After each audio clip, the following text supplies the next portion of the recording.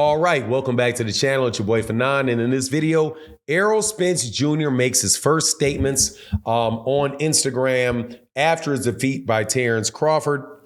Also, news, or what was represented of news, came out regarding his condition and the condition of his mind and the potential for him to fight in the future and whether we will ever see him in the ring again. Let's talk about that in this video.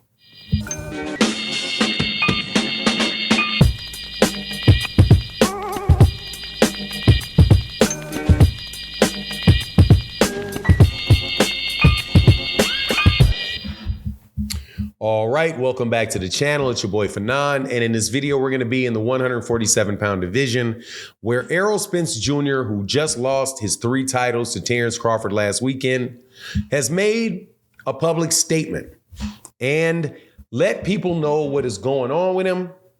Also, there is speculation out there about the neurological condition of Errol Spence Jr. going into that fight. Before I get into the details of it, though, let me welcome you back to the channel. If you are new to the channel, please accept my invitation to hit the subscribe button, hit the bell icon so you can be notified of when we release more videos. And if you are a longtime subscriber and supporter of the channel, thank you very, very much for your time. Thank you for supporting the channel. It means so very, very much, very, very much to me. Because I can't do it without you. So thank you, and thank you personally, whether you like what I have to say or not. So let's talk about this. First, Errol Spence Jr. said, chin up, I got my chin up like a nosebleed, which means what? He walking around with pride about himself, feeling good. He shows pictures of his family. He's hugging his mother, around the people that love him, that he loves, in a supporting environment. And I can't say that there was ever a better atmosphere to be in than that one, where the people around you, you know they love you and you know you love them. They were in the ring. They were there with you in the ring. They're with you outside the ring, and they gonna be with you for your life. So first and foremost, let me say congratulations to Errol Spence on making all that damn money, because he made a lot of it.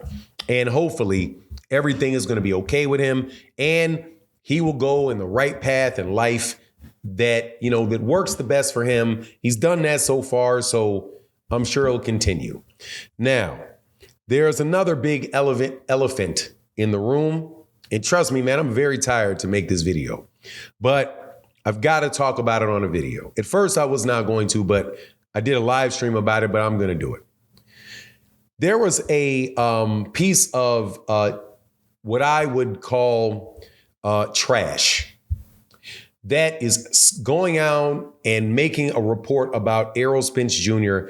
and gave the opinion of somebody that professes to be a doctor about Errol's neurological condition. Now, how is this related to what I said before? Errol Spence Jr. said also, but when he said, my chin up's like a nosebleed, he said, I don't make excuses. Even if I had them, I wouldn't give them to you. Right? That, I do believe, was somewhat connected to this big thing that's going on around, that a medical doctor had diagnosed him as having significant neurological damage, and how he should not even have been allowed to fight. So what could my issue possibly be? Seeing as I'm not a doctor, I'm not a neurologist, I'm not an MD, I'm not a doctor of pharmacology, I'm not a doctor of basketball, I'm none of that, right? None of it. However, Juris Doctor, we got that covered. So for me, when I listened to it, I thought in the mindset of somebody that would ask relevant questions to the doctor that said these things. First, I would ask, what are you a doctor of? There are doctors of, like I said, pharmacologies. There's doctors of physical therapy. There are doctors, the dentists. I do believe dentists are doctors. Could be a dentist. But if you are a doctor specifically in this field, I can't verify it or not because you never shared your name. That's red flag number one. Red flag number two is, why are you doing this? Because this is unethical. To give a diagnosis, number one, to give a diagnosis with somebody that you did not examine based on what you saw on television and giving it to a journalist to report it is unethical. Not only is it unethical, it's unethical because it could be highly inaccurate. And also, you did not get the permission of that person to diagnose you.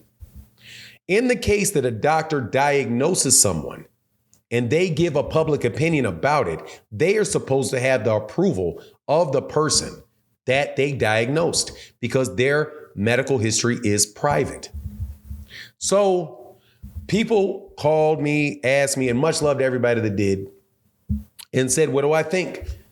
And what I think is this, that is 100% purely speculative. Now, you may have an expertise in the area, but I can't verify it. So I can't tell you whether this man is qualified to give his opinion or not. He sounds as if he speaks on it intelligently. However, if you are not a doctor and you're listening to a radiologist talk about what is going on with your lymph nodes or your heart, they would sound intelligent to you because they have the basic medical degree. But are they a radiologist, somebody that specializes in that in particular? Also, there's this problem. Whenever you go to a doctor and you get a diagnosis, people will steadily tell you before you make any decision, do what? Get a second opinion. Get a second opinion. Some people have gone to one person and got one diagnosis when they were actually examined, went to another doctor, got another diagnosis by the second doctor, go to the third doctor and get a third diagnosis from the third doctor. Because three doctors with the same patient may think the cause is something different, and they can all be specialists. True? Yes. And that's the scenario with somebody that is actually doing a in-person medical evaluation. You know, things like MRIs and blood tests and extended observations, specific motor skill tests, all of the different things that they do within their specialties to determine this, and they still can come up with a different diagnosis. Now, that is why it is unethical to give to hold yourself out as an expert and give an expert opinion on a public figure's health. Now, do I know or not know that Errol Spence Jr. has suffered a significant neurological damage? Well, there's evidence out there that most certainly could be the case. He got thrown from a car, right? Landed, hurt himself for sure, was unconscious, doesn't remember long periods of time. We know that.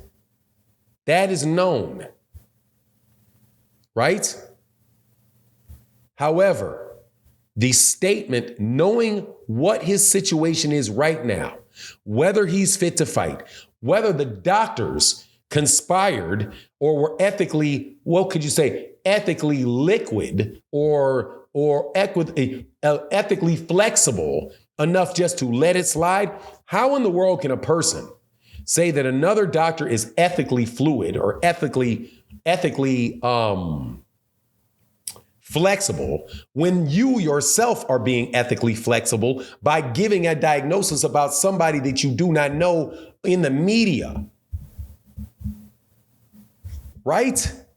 So when I listen to it with a skeptical ear, because I look and say, first of all, the guy that does the interview is one thing, but the guy that produces the video is something else. What's all this spooky music?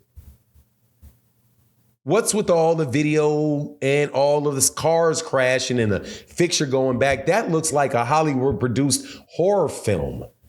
Or an explanation about somebody doing, something you'll find on Netflix where they're trying to tell you how somebody that committed murder did their job.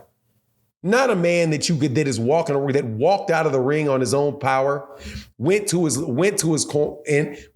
locker room, did what he had to do, all of that, tweeting, all of that. Right?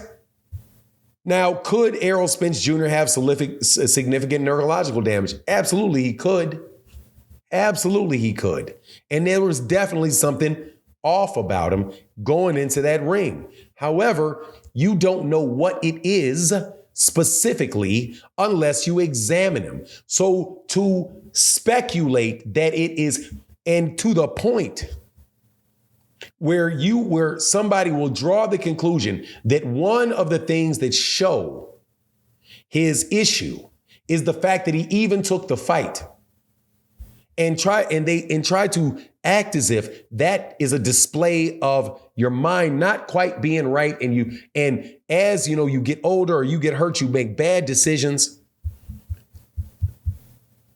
That's not a bad decision.